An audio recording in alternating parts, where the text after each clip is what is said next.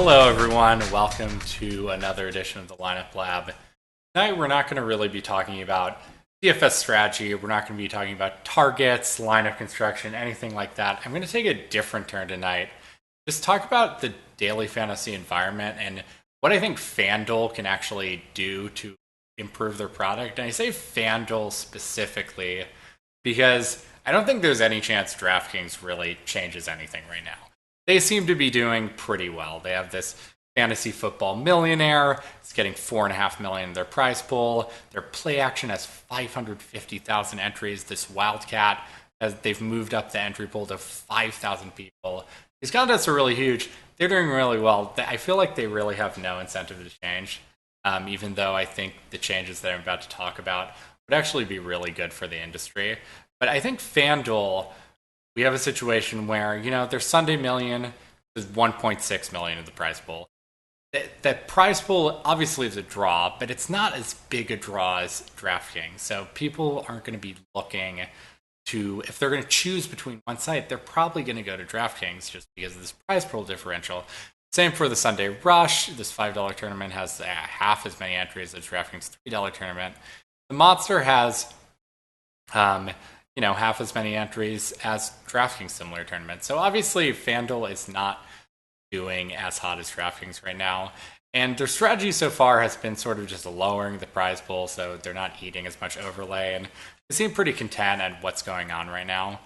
But I think they have a really great opportunity here, and I think they really should jump on it if they really believe this sports-rich, favor the recreational player, make it about fun thing that they've been promoting basically since the start of week one.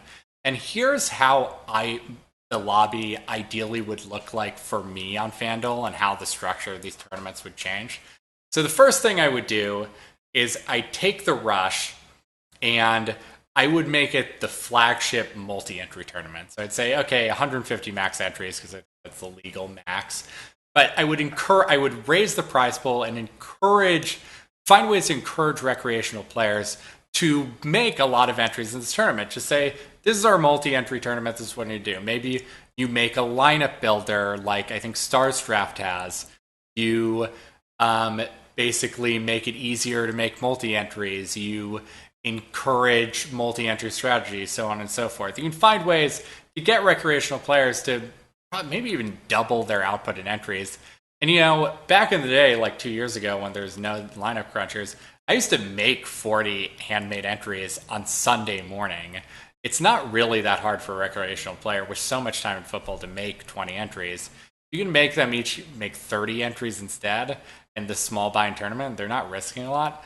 I think you could build that prize pool in that way. And then I would do is I'd scale back everything else with the multi-entry thing. I think that, if FanDuel really believes the sports-rich thing, they really believe we want the recreational player to have fun, then I think what you need to do is find a way to separate those recreational players from the professional players. And obviously, this is in my best interest.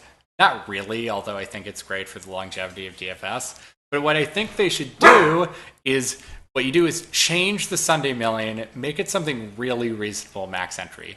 25 max entries maybe 30. Something where a recreational player is going to see it and they go, well, okay, a pro gets 20 entries. This tournament has 75,000. You can't really point to it and say, this is really unfair if I'm making 10 and maybe a pro's making 25. I think that would, maybe you can make the prize pool smaller. It's already pretty small compared to DraftKings 4.5 million. You make it $1 million, you eat some overlay. Maybe you don't even have to because it gets more recreational players excited. You make more satellites throughout the week with basketball starting up and hockey as well. And I have confidence they could fill up that tournament with not a lot of max entries. And then I would start revamping the way this lobby looked completely. Let's promote, these single entries that these sites like FanDuel or DraftKings are so proud of. Make them at the top, make the prize pool raise, eat some overlay, but it's really not going to be as much proportionally because if you make the sweep 150,000, you might have to eat, $20,000 in overlay. That's nothing compared to what a Sunday million that doesn't make that 1.6 guarantee will cost you. Okay, it could cost them like $100,000 to $200,000. So let's juice up these single entry prize pools, put them towards the top, and advertise them as these are our flagship tournaments. Don't make the Sunday Million with 150 entries your flagship tournament, because that's what that communicates to a recreational player is this is the first thing I'm going to see, and this is your big tournament, so I'm going to play it, and whatever the rules in that tournament is what I think DFS is. But if you make it so like, no, DFS is, it's single entry, it's 3 entry max, it's 25 entry max, and then also there's this fun multi-entry thing that you can do that you can put in a ton of lineups. You're not risking that much. It's also its own version of fun. You get more diversity. You can choose a lot of different guys. That's a fun thing too.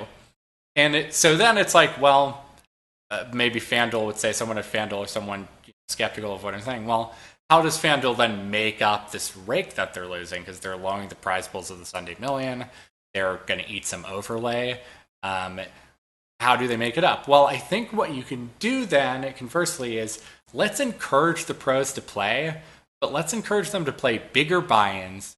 And how you're going to do that is you either make a better VIP structure or you lower the rake. And I think what would be a perfect solution is you say, okay, the Sunday Monster has 2,400 people, right? If they raise this buy-in to $500, is that really going to affect how many people enter this tournament? I really don't think so, okay?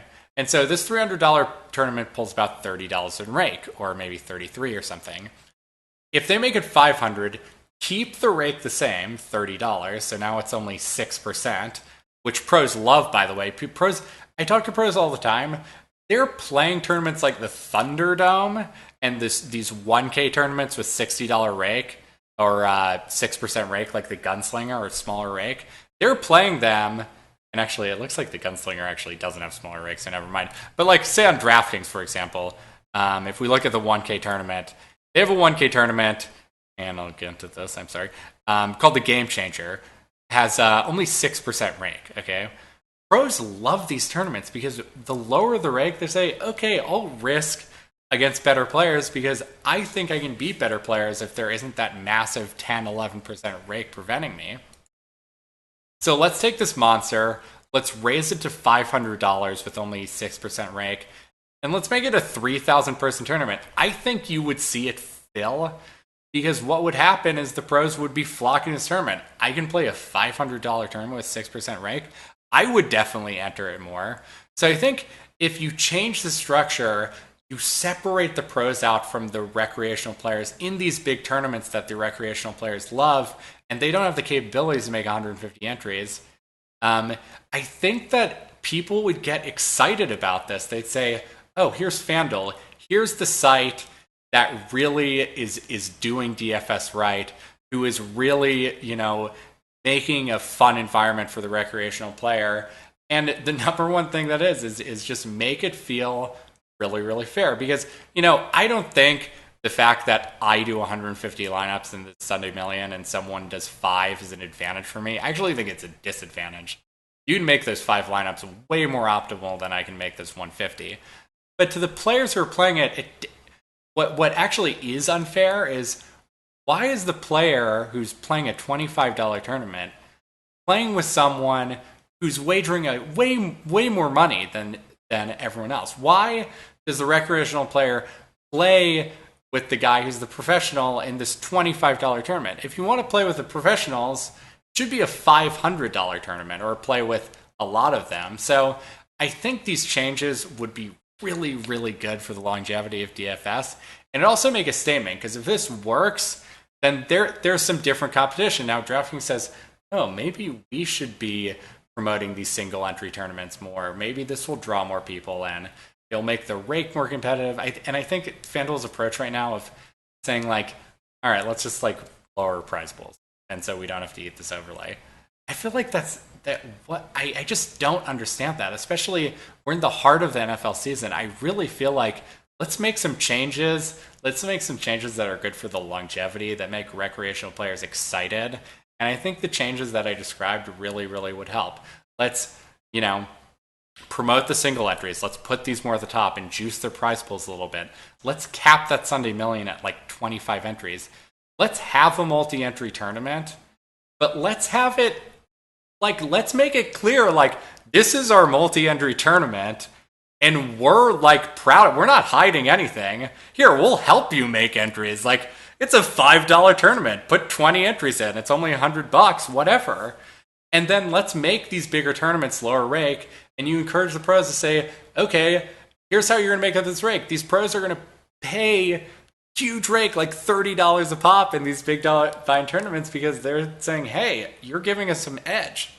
So I think these would be really great changes. And if you guys, disagree, agree with me, please give me some feedback, tweet me, make some comments on this video. And I hope you enjoyed this. And please, if you like this video, please retweet and spread the word, because I really think this is an important message. And I hope that people at FanDuel and maybe DraftKings are listening, and hopefully we'll see some innovation. We'll see changes. I hope we see that. So see ya. Good night.